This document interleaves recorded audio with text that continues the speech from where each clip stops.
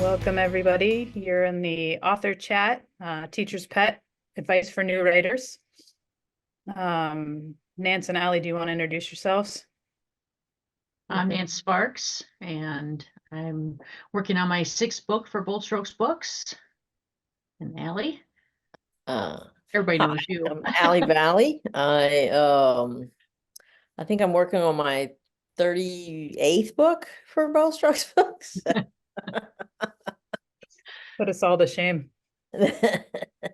I'm Jessie Thoma. My 10th book is coming out in February, and my 11th is with my editor being torn apart as we speak. Oh, congratulations. Oh, thank you. I do like the editing process. I know not many do, but I really do. I actually love it. Y'all do. Odd ducks out. Well I'm the aware. odd duck out, I should say. All right, so we're going to just talk about the writing process. We're going to give some tips and advice for new writers. It's a pretty informal format, I think. We're just going to have a nice chat here. We do have some lightning round questions, kind of break things up. Yeah, let's get started. I guess what do you guys feel like makes you a writer? How do you become one? If we're going to tell people like, oh, this is how you become a writer, what would your advice be? You want to take that one, Nance? If not, I'll take it. I would say, if you want to become a writer, sit down and write a short story, write a longer story, write something beginning to end that has a plot, has characters, has character development, and just even if it's a little rough, just write something that's complete. Just to write a beginning of a story doesn't make you a writer, but to write a story makes you a writer. That's how I feel about that. No, for like the longest time, the only thing I wrote was like memos, grants. Work They emails. did not have characters or anything like that or a story on. Like, just please give me some money. So no, I've always loved to read, and I believe it or not, I mean, that lady's kind of lost her mind, but it was the Harry Potter books that really kind of it's like, well, shit, if that lady could do it, maybe I should give it a shot. So I wrote, and it was the only time that's ever happened to me. I wrote Carly Sam. It came to me in a beginning, a middle, and an end. And I wrote it and I turned it in, and I mean, it's been, a very big learning curve as far as, I mean, the editing process is not my favorite thing, but it is vital to every book. Mhm. And it's always a learning experience. So that's how, that's how I started out. And I think Nance is right. I mean, you just have to do it right and see, and from there you learn. You're going to make a lot of mistakes, but you're going to learn along the way. Yeah, I would say writing is so important. And if you don't, when I started out, I didn't know what to write. It was like, okay, yeah, write, sure. But, there are lots of websites that have writing prompts. Get together with a group of friends or ask somebody to just say, give you a sentence that you have to then build a story from. But I'd say just, yeah, spend the time writing and you'll figure out where you're going to back yourself into a corner, where things are, your character at the end is in the same place they started, that kind of thing. So definitely just writing, writing, writing. There's a chat question already about resources recommended for new writers for craft. Allie, do you want to start with that? Yeah, there's quite a few books out there that you could read. I just started, and it's like I did it from not from any kind of resource, but from just practice. I actually started in fan fiction. From there, I learned quite a bit. I got some really good betas, but there are some really good resources out there. I've been involved in the GCLS. I forget what they call it. It's like beginning authors. They match up with a newbie. And then from there, you could kind of give pointers along the way. But there are some really good books. I'll have to think about them, and then I'll mention them in the chat if they come to me. But like for character development, story arcs. I think the one thing that a lot of people in there, they have some resources on that as well. But actually Gotham City Writers has, I've taken a few classes with them.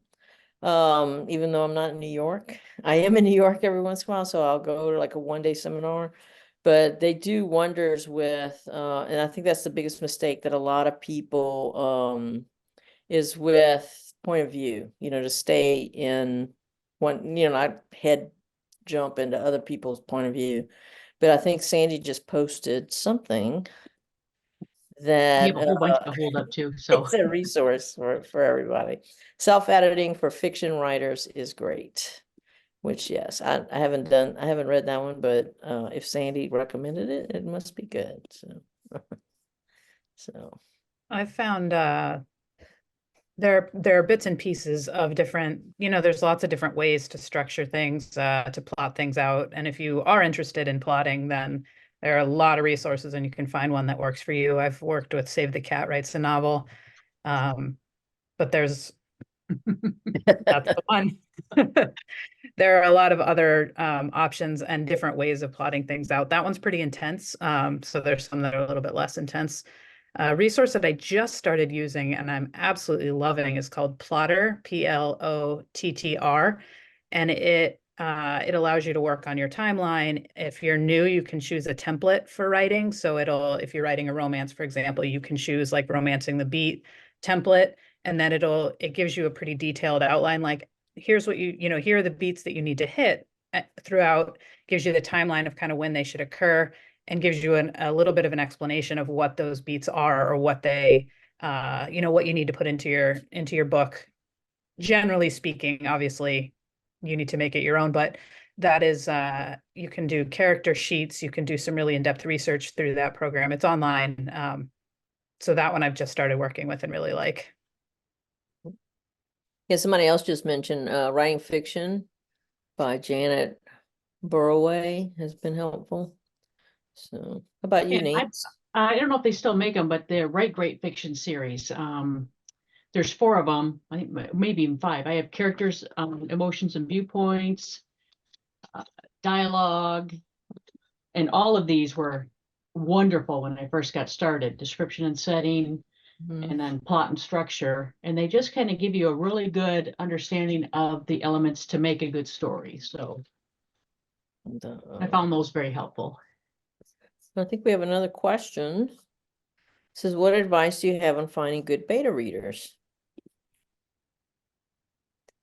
You got to find somebody, I would say you have to find somebody who's going to tell you the truth. Yes. So you don't, this is my opinion, don't use your spouse unless you feel like they can really be, be honest with you and you won't get offended.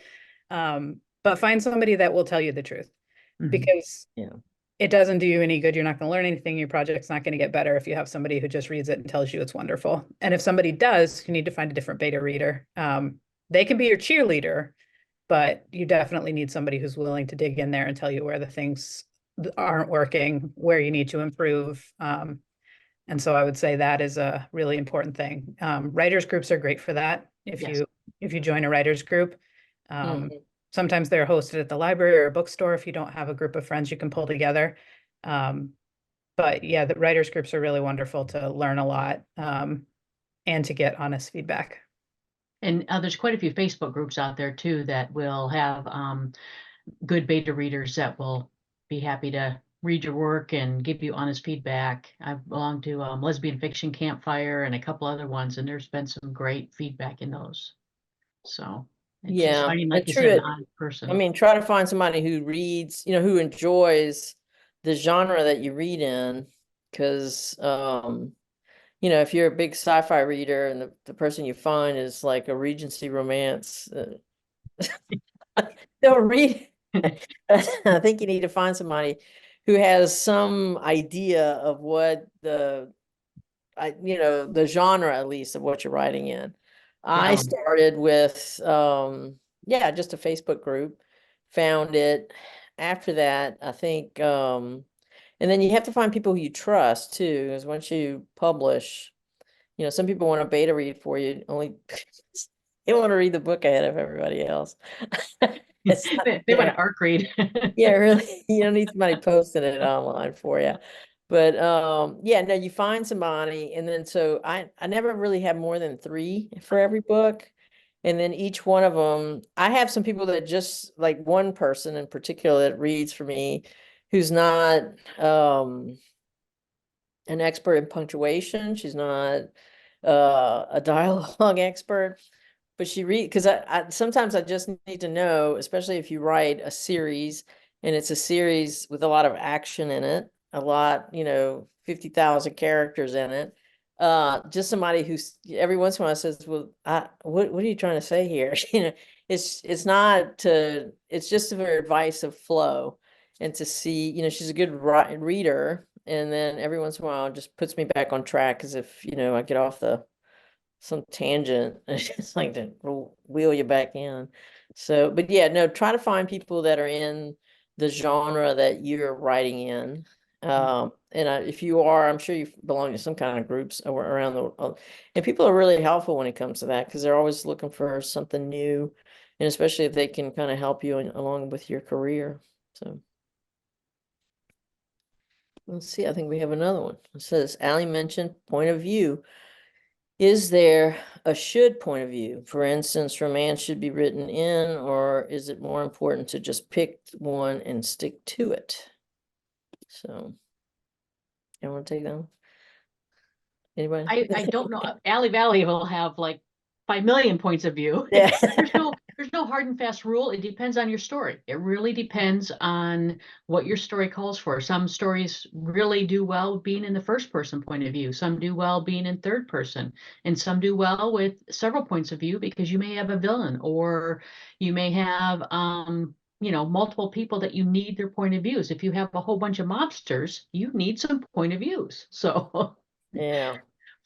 No, I agree with that. I mean, I think in some cases, I had an editor and she's like, we really just need 2 points of view.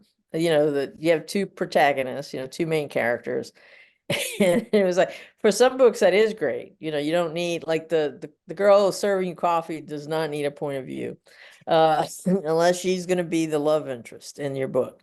But if not, no, she doesn't need a point of view. But so that's what I said, that's what I kind of told her. I said, well, we're getting ready to head into um to write, it was one of the devil books, and it's well, this should be interesting. We have like 50 points of view and we need them all. So it just depends on the book. And like I said, a lot of people do really well. I enjoy reading first person. I could just never write that because that would be like, I think I really admire people who could do it because that is just really, really tough to stay in that one, you see the world view only True. through that one person's Yeah. eyes. And to me, it's like, I mean, for the books that I write, it would be just impossible. Yeah, I think there isn't, as far as I'm concerned, one should, but it definitely there are pros and cons to different points of view that you choose. I agree with Ali. I don't think I could ever write in first person. It's so challenging. And I think it's so easy to get off track with first person, where, all of a sudden your character knows something they weren't privy to that happened off the page. And it's like, you can only tell them, they only know what's in that room with them. I know. And that is just very difficult for me as a writer. I Yeah. think that would really, I would My struggle. most recent release was first person. Yeah. And it So was just maybe tough we to should try, but we could write somebody who's psychic. that would work. I know what you're thinking. See through walls.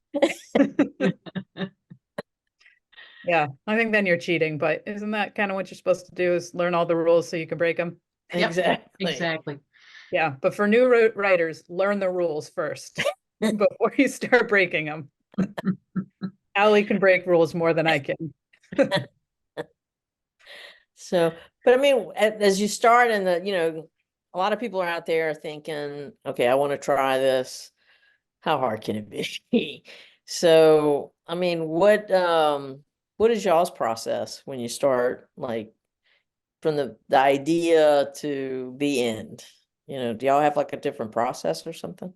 I do. I the characters will start chattering with me, and a plot will start coming to mind. And then I have a vague idea of it. And like another panel I was on, we were talking about proposals. And thank goodness for proposals, because it really forces you to put all your ideas down in an order of execution and get an idea of the plot, get an idea of your characters, what do they look like, what are their personalities, and figure all of that out. Even for a pantster, because I write pantster style, but it does help to have a good solid foundation of the story. And then once I have that, I can take it wherever it wants to go, but I need that kind of box to keep it contained. So that's probably the biggest advice I can say, is just to kind of have a good idea of your characters and your plot, and how many points of view and all of that you want to have before you sit down and start plugging away, because cleaning all that up later is very tough. Or changing a point of view. If you start in first person and all of a sudden you want to do third person, that's a lot of work. That's a lot of work. The psychic has lost his powers. Right. How about you, Jesse? Yeah, I need to have a good sense of definitely characters. I feel like if I don't have a real good, strong sense of who they are starting off, then they just kind of are wishy-washy, and I feel like they don't come across very well on the page, which is, a disservice to them and to the story. I do like to have an outline of the plot, whether it's a, detailed one or really rough, depending on, what I'm writing and kind of how much it's come to me. I kind of consider myself a pantsing plotter, where I plot out, but not in huge detail usually, and then I'll organize an outline like 3 or 4 chapters ahead as I'm writing, with a general idea of where the arc is that I need to hit for, if I've got a romance and sort of a crime or something like that, then I'll make sure that those both have their arcs. But then I do go along, 3 or 4 chapters at a time with a more detailed outline, as I'm writing. Yeah. No, I told the story, I've been doing this for a while. So I went to the first GCL. That was the first kind of writing thing that I had gone to that didn't involve grants for my job. So I was there and I was listening. It was one of the editors actually gave and it was talking about like how to begin your novel.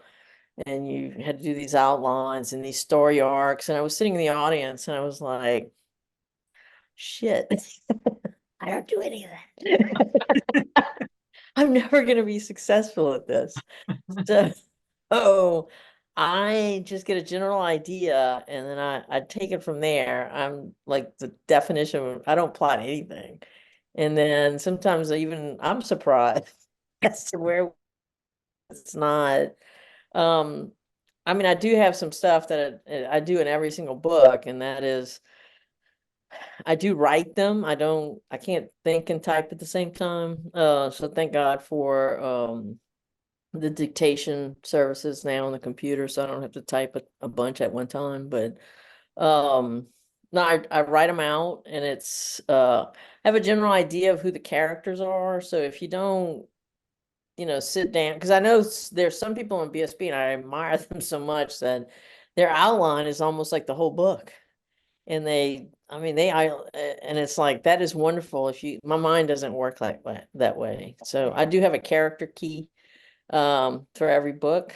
And then I just sit and write, but it's not my process is pretty liberal as far as not doing a lot of things for each book. And then we have another question.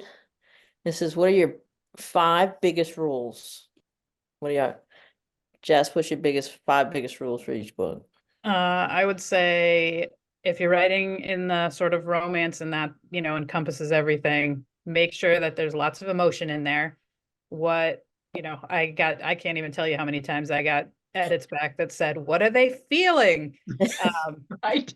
How do they feel about this? And so whatever, whatever your scene is, the next scene should be some kind of reaction usually to that, especially if it's an action scene or some kind of tense scene. So always make sure that the emotion is there because people want to know what's happening. I remember one of my editors told me nobody reads a book to see the world saved. They read a book to see somebody save the world. And so you always have to keep in mind that you are writing characters that people are going to fall in love with and not a story that they're going to fall in love with. So I'd say that's a rule. And then the point of view, whatever you choose, you have to be real tight with that.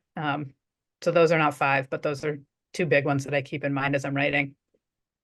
Nance? I would say, why does it matter? Whenever you're writing, ask yourself, why does it matter? Because we're all writing, you're writing life with all the boring parts taken out. So make sure that what you're writing matters. We don't need to say, hi, how are you? We don't need to go to the grocery store and buy the cake and the ice cream. Why does it matter? And then Vic always pounded in my head, show, don't tell. Show, don't tell. And then a tidbit I heard on another panel yesterday was very wonderful, was learn your punctuation.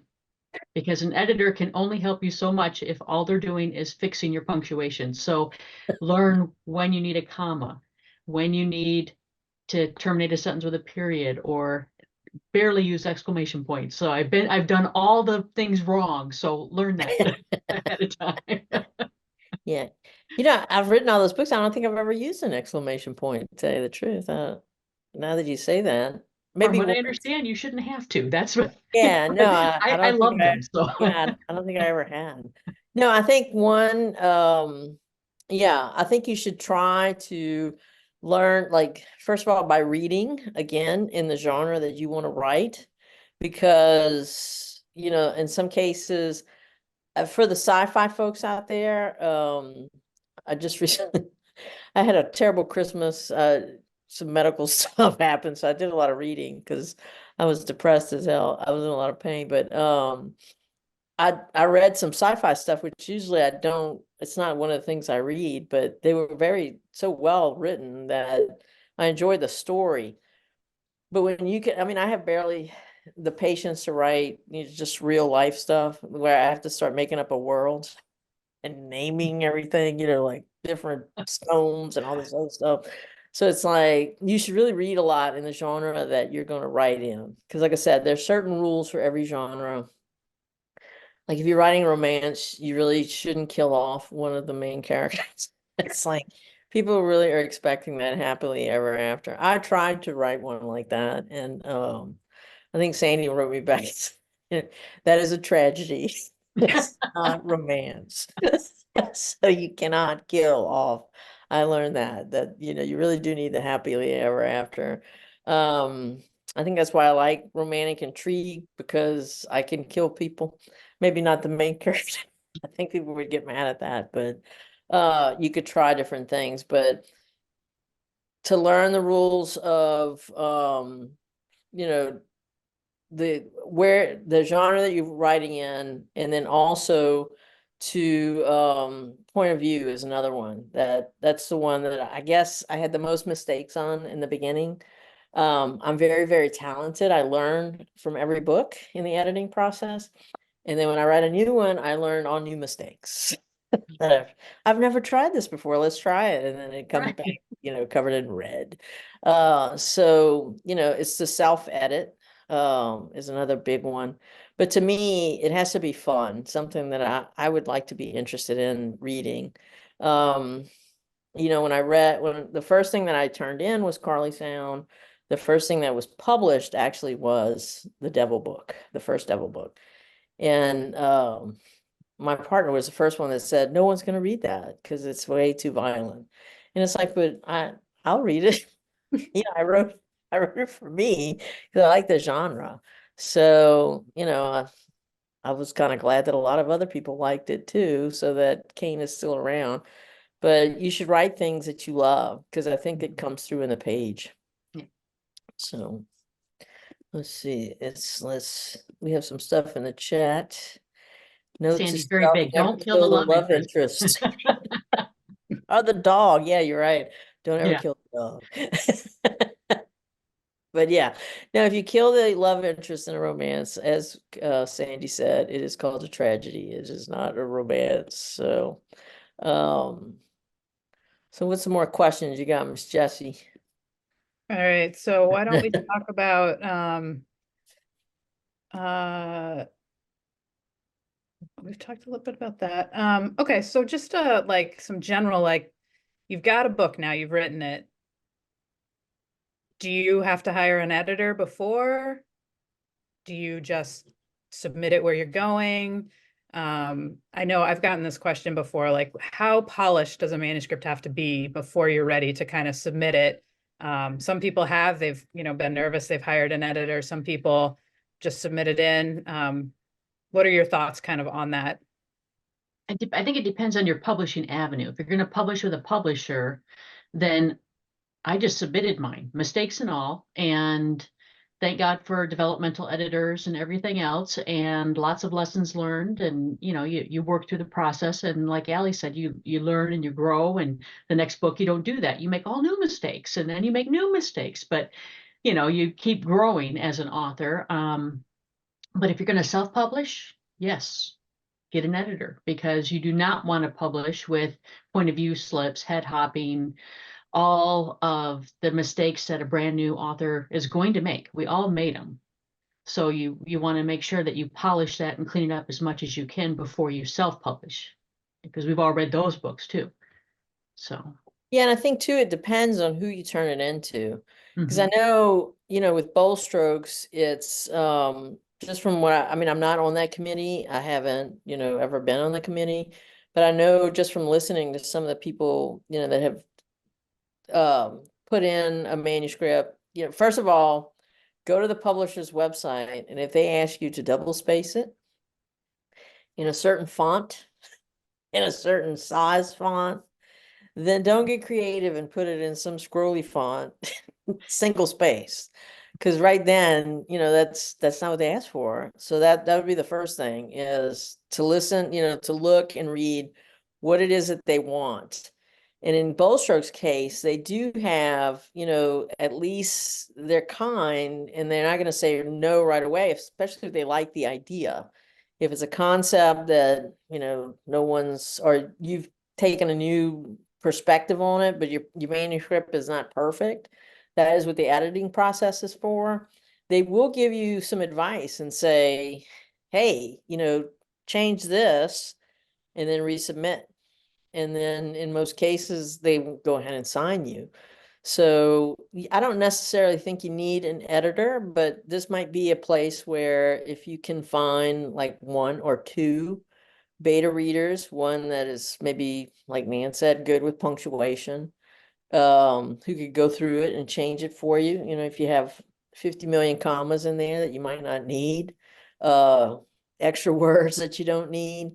And then if the other one can read it and it for flow, or, just for major grammatical errors, then go ahead and share it with them first, go through it, and then listen to the advice, especially if it's good advice. And hopefully there is advice in there, like Jess said, it's not someone who's just saying, oh yeah, no, it's wonderful, and it's your mother. uh Maybe not who you want to go with. But I don't think it's necessary to hire an editor. And especially, like I said, it depends on who you, but the one major thing I would do though is to follow the rules of what they want. Because every editor is going to have, please send it to us, but in this format. Yes. Said like a grant writer. Yeah. And Follow wait the the rules. appropriate time. Yeah. Follow Yeah. the rules. Yeah, I would say that hiring somebody beforehand is, unless you're self-published, and then it is, of course, important because you're not going to get that next level from a publishing house. But you don't know exactly what story points and what kind of things your publisher is looking for. So if you go through an editing process with somebody who's outside of that publishing company, you may have edited yourself out of being published because it's something that is just not what they're looking for, where your idea is really good and your writing is strong, but that, maybe you've now moved the story too far away from where you want to get published and what they're looking for. So there's a whole editing process. Actually, maybe that's something we can talk about next, sort of from the moment you have your idea, you finish your book, what you kind of do to get it ready for submission, and then from submission to publication, kind of what the steps are for people who don't know, because there's a lot that goes into getting a book published. Definitely. Especially a huge amount that's after you actually write it. Yes. Yeah. And we're not the ones that do that, because that would be a really ugly book if I had to design the cover. But yeah, Nance, do you want to talk about the process, sort of Absolutely. nuts and bolts? The great part about going with a publisher is you have so many other people that have their hands in the pot while you're writing. So you know you're writing your book. In the meantime, if it's already contracted and been accepted, other people are helping you with cover design. They're helping you with fonts. They're helping you with all the different things to make your book marketable, and blurb creation and all that. But while you're writing, once you get a manuscript all finished, then you have the editors, the developmental editors, which will help you get rid of filter words, for example, that I thought, or I felt, or she felt, or if you're in a good thing to look up if you haven't is deep third person point of view or deep point of view, but you don't need all of those filter words because you're already in your character's point of view. So all of those things you just kind of need to think about as you're writing your manuscript. And if you haven't thought about them, your editor will tap you on the back of the head and go, hey, get rid of all these filter words, go through this, clean this up. So there's so many, I think Sandy said there's like 13 people that from beginning to end, or 26 pair of hands or whatever it was, but there's a lot of people who do touch your book from the time that you submit your concept to the time it goes to print. So ebook publication, final proofing, the editing process, all of that. There's a lot of hands in that pot. So I'll let you guys Yeah, expound somebody on just that. asked about semicolons. Yeah, don't like exclamation points. Don't put those in there. Right. They're right. People don't speak in semicolons, so don't do that. Right. But yeah, no, like I said, it was an interesting process when you turn in a book. Like I turned in Carly Sound, and then they had, do you have anything else? And I had just actually finished writing, which turned out to be the first two Devil books. So going through the editing process, basically for two books at one time was interesting because I had never really done that before. Usually I was the one with the red pen. But again, it was Grant, so it's a little different than dialogue. But it's to do, and then it's changed a little bit. So now you do have to put more feeling into it. And, like I said, when we were with Vic, and Vic was like, Kane was killing people. And it's like, but how does she feel while she's doing that? And it was, oh my God, you're going to ruin this character for me anyway. But it was, but what I found, even though I don't enjoy it, the editing process does make a much better book. And I said that in the first panel that we did. I don't care what you read, whether it's romance or, you like gangsters or aliens. It's impossible to me anyway that you would pick up a Bold Strokes book and not find it well written. And it's because it's well edited. The stories are the authors. Sometimes it kills you in the editing process when they cut out huge swaths of your book, which I always save and use it somewhere else. It's not a total loss, but to me that beginning to end, and especially I think a good cover makes or breaks a book. I do love our covers. Sometimes this last book that I wrote, Rivals for Love, it's one of my pictures, so I really cared about that one. It had to be something in the deep South, so it's a swamp scene that I took a picture of and they were able to use. But it is an interesting process, and it's a process that you would think, like I said, it gets easier. It really, you learn a lot as you go along, but it's still, you have to put your whole self into every book. If not, I think the reader will see that. At least they'll read it in those lines that you didn't put yourself into those books. And that actually is something that makes it a little bit, at least for me, has made it a little bit hard at times, during the editing process, even though I really do love it. But, you fall in love with a section that you've written and you just think it's fantastic. And then as soon as you fall in love with something, man, that is the first thing to go. Yeah. But, I have had, yeah, go ahead, Dance. I would say I have had to fight for something with my Yeah. to defend the reason to Yeah. keep it. So to that point that Yeah. editors don't just redline your stuff, they will listen and Hmm. be okay with keeping something if you have a valid reason or a good, if it does enhance the story. And Yeah. Yeah. Sometimes it's just a matter of explaining why you put that in there and maybe why it's not hitting in the same way for the editor and making some tweaks to it. But yeah, I think, writers put so much into something. We spend hours working on these books, and then when we send them off either to an editor or out into the world, then you get feedback that maybe you don't like. And so that is something I would say for new writers too, is just know that not everybody's going to love your work. They're going to interpret it completely differently than how you intended it. You see it one way, but once it's in the world, it's in there. And people Yeah. are going to read it and bring their own whatever to it. And so read reviews, don't read reviews, but a bad review or a difficult editing does not mean that you are not a good writer. And, I like to read reviews because I like to see if consistently things are coming up that maybe a reader didn't connect with in some way. If they didn't like one of the characters, or if there was something that was confusing to them, or they felt like the middle of the story was boring, whatever it was, because I feel like that's a good learning experience for me. But I know some writers don't read any reviews because they just, good, bad, they don't want to know because it kind of messes with their process. And I respect either way, but I think just remembering that somebody's Yeah. opinion about your work is somebody's opinion. It's not the truth necessarily. No, it's true. I mean, not everyone's your mother. Uh, so they're not My gonna love mother you. is very critical in like, Yeah, she was an English teacher. so is So mine. yeah.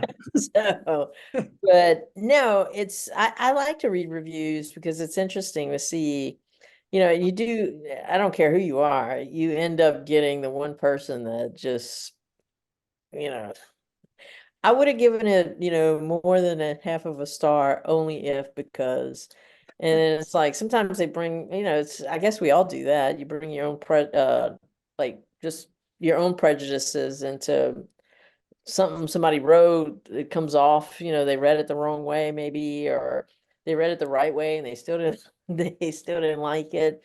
One lady, because like I said, my books are pretty graphic sometimes when it comes to, but I like to make them realistic. And she read, I think it was Calling the Dead, and she said she would have given it more than 3 stars, but it was very violent. And it was, I'm sorry, did you not read? you didn't read the Not blurb blurb? or It's not a romance. Like I'll feed someone through a meat grinder. It's like, but it's in the blurb. That is what it is. But it's no, I love reviews because every once in a while, even the bad ones sometimes make me smile because people can be creative. Maybe they should go into writing because everyone said the reviews are pretty good. So, all right, let's see. Others says supportive. Shout out to educator parents. So there you Mhm. go, Jess. Money's giving props to your mom. Yeah. She's not a fan of my comma usage, but we've come to an understanding that we will not agree. We've touched on this a little, but I'd like to hear your thoughts on, what you do to improve your writing. Kind of, I mean, the editing process obviously teaches you all the things that you don't know. You learn new mistakes that you make every time, but are there outside resources or other things that you guys use to improve your writing that would be helpful for new writers or very seasoned ones? well, I think even going through this whole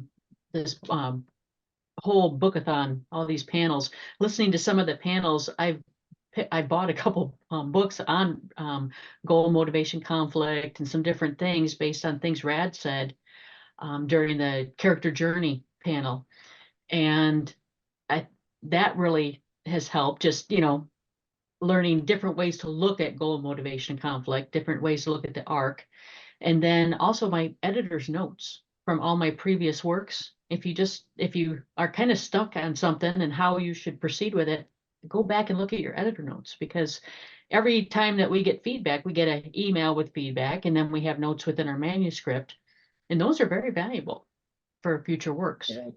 Mhm.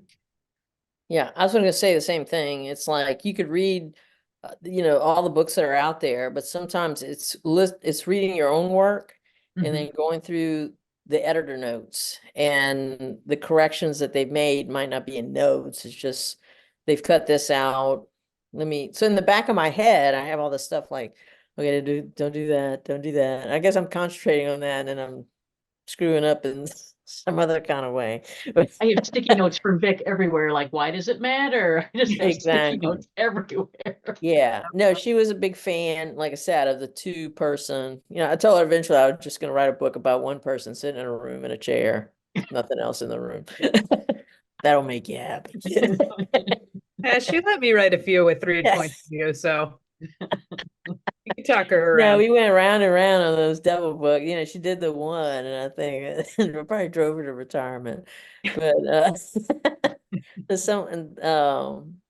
but go ahead and answer that one, Jess. And then somebody said, does anyone use Grammarly? Yeah, so I don't use Grammarly, but I've heard some really good things about it on these panels, actually. So I may go right through it. But I would say, the editing process is so useful. But for new writers who don't have editors, I would say read, like Ali said, in your genre. Ask trusted folks for feedback, and then, you don't have to do everything that they say, because again, it's their opinion. They're reading it one way. It's your work, so you make sure that it continues to be your voice and what you want on the page. But I think you can learn a lot from hearing how other people are reacting, and you think something's really working, but in your head, the whole story. You know everything that should be in there, and so you don't notice if something that's in your head didn't make it onto the page, but your readers will, because they have no idea. And then I think, there's blogs, there's YouTube channels, there's all kinds of stuff about writing books. But one of the ways that I have learned so much about my own writing is reading it out loud. I feel like I've never done a reading for any of these panels where I don't think, oh, I can't believe I wrote it that way. I would change all of this, because when you read it out loud, you catch all the stuff that people don't talk that way, or, that doesn't make sense. It's really clunky to read. So I would definitely recommend for folks, read your work out loud or run it through a program that'll read it to you and just listen to it. Yeah, no, I've done that from the very beginning, and I think that because especially when it comes to dialogue, you could write something and it's so stilted in the way it flows on a page until you read it out loud. And you read it out loud, and it's like, unless they've just landed from in a spaceship, which I don't write sci-fi, people don't talk like this. So that's how you come up with much better dialogue, is if when you read it out loud and it sounds like you're having a conversation with someone, that makes for a better book than if you're, like I said, unless you're Jane Austen. I just watched a Jane Austen movie yesterday, so it's like every once in a while I have to rewind. What? Kind of, the dialogue's a little different.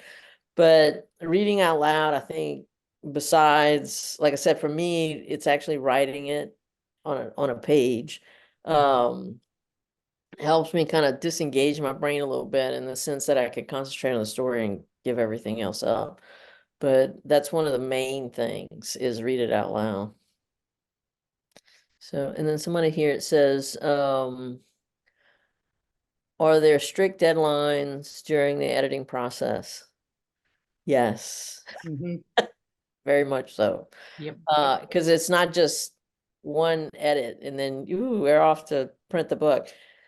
No, usually you go through like 2 or 3, just depends. And then you might have more than one editor that's going to look at it. And like, Nance said, you're going to have an editor, you're going to have a copy editor, you're going to have somebody that typesets it, you're going to have someone who makes the ebooks, it's a lot of work from beginning to end, that we're not all involved in those things, but it is a process. And it's like, so I'm getting ready to get my first edits back on the first Devil book. I mean, the Devil book that's coming out this year.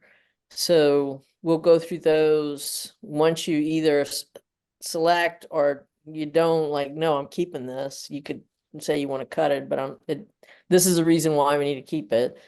Then you go through another edit where it's a much cleaner edit, and then it goes to the copy editor. So all that, it should take about maybe 3 or 4 months. So Yeah, and I think it depends on the editor, because when I was with Vic, we would go 2 or 3 rounds back and forth. I'd send it, she'd tear it apart, send it back to me. I'd fix it, she'd send it and say, nope, you still didn't do it, back and forth. But now I'm with Cindy and it's one and done. So she'll read it and then send me things back. I change or accept, and then it goes back to her. And usually I don't see it again until the page proof section, because she copy edits as she goes, because she used to be my copy editor. But yeah, because you're in the production line, because your book is not the only one coming out at the same time. So all the people that are working on getting this out the door are also working on a lot of other things at the same time. So you're held to these deadlines, because you have to keep kind of moving down the process so that everybody's book gets out on the day that, it's promised. So the editing deadlines are quite strict. That's what I was gonna say. You'll jam up all the works if you don't meet your deadlines. So you agree to doing certain things when you sign your contract, and that's part of it, is that I will meet my deadlines so that I don't throw everything else that has to happen into chaos because I didn't get my Right. edit back on time. Mhm. Yeah, so Jennifer asked, are there major time constraints? Do you have 2 weeks to do? Usually they'll give you like a month and a half. With G thing, because you have to read the book. I mean, by the time you're done, it's like, sick of this book. But you do have to read it a You read bunch it of like times 100 from the beginning times. to the end. And at the end, you'll misspell your name and you're not going to see it. That's why reading it out loud really comes in handy. But we do have another one that says, what advice would you give a new writer on self-publishing versus publisher? I really, have y'all self-published anything? I Have haven't. not.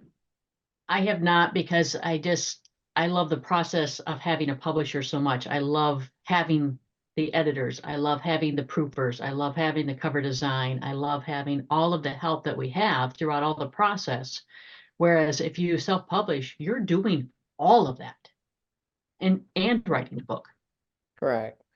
So And I would think that's where you're going to have to hire an editor, because Yeah, I mean, even if you think you're perfect, that's why those 50 Shades of Grey, I don't know if you read those books, but it's like, how in the world it's become so popular? This is terrible. Yeah, I But yeah, know. no, I guess it depends on who you are, and if you don't, you really want to keep control of what goes in. But I would be very careful if you self-publish, because you don't, you know, want to take the advice of someone who um gives you editing advice, and that's what they're there for, is to try to make the book better. But if you think, no, I'm not cutting anything, I'm not changing the punctuation, it will come out in the book. And trust me, you'll when see the the difference. readers will Yeah, have a I mean, field the day readers about will it. They tear will you just, apart. So, yeah. but you, Jess, I mean, like I said, you have any advice on? Well, for self-publishing, I know what my strengths are, and typesetting, cover design, page proofing, that kind of thing are not, those are not my strengths. So I would very, very much, for folks like me, I love having a publisher, because I'm told what to do, when to do it in the process after I turn in the manuscript, and I like that very much. Just to mention, Jennifer asked again about the time constraints, and I would say the part that is the most time sensitive are the page proofs. And you get that at the very end, and that's where you look over the entire manuscript after it's formatted, after everything is done and it's ready to go to the printer. And that is when you look and you try to catch those typos that you've looked at it 100 times. Yeah. I can't do that, so my wife does all my page That's what I was proofs. just going to say. My wife does all my page Yeah. proofing because I've already read it 5 million times and I Yep. don't see them. So Yeah. my wife does my page proofs. Yeah, and it's the first time she looks at it for me. So she has not read a draft. She hasn't done anything, so that she doesn't get blind to the things that are in there too. And so she reads through and catches all those typos, because there's nothing worse than sending your book off and then realizing that you misspelled your main character's last name, or something like Or you that. had break, BREAK, and you needed BRAKE, and you're Yep. like, oh. Yeah. Yeah. No, that's what I'm saying. I mean, that's why I do read them out loud, and it's because like you said, just when you're at a reading and it's like, did I write this? What in the world? And Sandy did put, this is one thing about bold strokes, and I'm living proof right now, just because of what happened during the holiday season. If there is a crisis, they are flexible about changing. I mean, and I really am appreciative of that every once in a while, just sometimes stuff happens that you have no control over. So they are willing to work with you. But for the most part, I like to honor the contract and say, if this is when the book is due, but so yeah, no, I have a upcoming surgery, so I'm getting, I turned 60 and it's like it's been downhill ever since. So no, I'm getting a knee replacement, but Well, I've had it's 2. If you need anything, let me know. okay. So yeah, so no, I'm preparing myself. As a matter of fact, I've been ordering some stuff from man. Who knew you needed so much stuff to, replace part of your body, but you do. But anyway, it's who you pick, it's like, I'm sure there's some other things out there. If you have a friend with another publishing company, or it's somebody you've always wanted to write for, I've been at this for 20 years. Bold Strokes has been around for 20 years. I've been here. I'm like part of the furniture now, I guess. But Right. it's Andy, something that you need to go somewhere though, where people will support you, Yes. where people will constantly teach you something new. You're never too old to learn something new. That's one of the things that you know, but it's someplace where you're happy. And I've been with Bold Strokes for 20 years and I'm still very happy. So y'all have any parting advice? It's time to wrap it up. I would just say write, Yes. write. Don't don't feel like you're not good enough, because you're going to get better every time you write. And what makes you a writer is writing. So folks don't have to feel like, oh, I'm not a writer, I haven't done X, Y, or Z. No, if you write, you're a writer. So just keep writing. Yep. I would agree. And reach out to people that to read stuff. Have them read it. Have them give you their feedback. Have them give you your opinion, and listen to it. That's the biggest thing, is you got to listen to it, and you got to open yourself up to criticism and be flexible and write. No, definitely. No, but y'all right. And I want to thank everybody who showed up today. Hopefully you learned something new and we really appreciate it. So, and don't forget, I think Thank you, Sandy everyone. said there's a big sale going on, so don't forget Yep. that. But thank y'all very much. Thank Thank you. you. Wonderful.